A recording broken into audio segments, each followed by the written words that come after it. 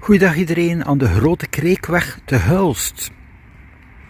Ik ben hier terug aan de locatie van de voormalige spoorlijn Sint-Niklaas-Hulst. Dus de mensen die de regio kennen, het is ongeveer 4 kilometer naar de Belgische grens. En dan heb je het Klinkspoor en de fietssnelweg F411 naar Sint-Niklaas. In pracht van een fietssnelweg, volledig vernieuwd, kan je snel doorfietsen. Maar dit probleem hier is nog altijd niet opgelost. Meer bepaald door het bos. Met de fiets heb je dus op bepaalde momenten vele putten barsten in de weg. Ik zal het ook nog even tonen via een kort overzicht.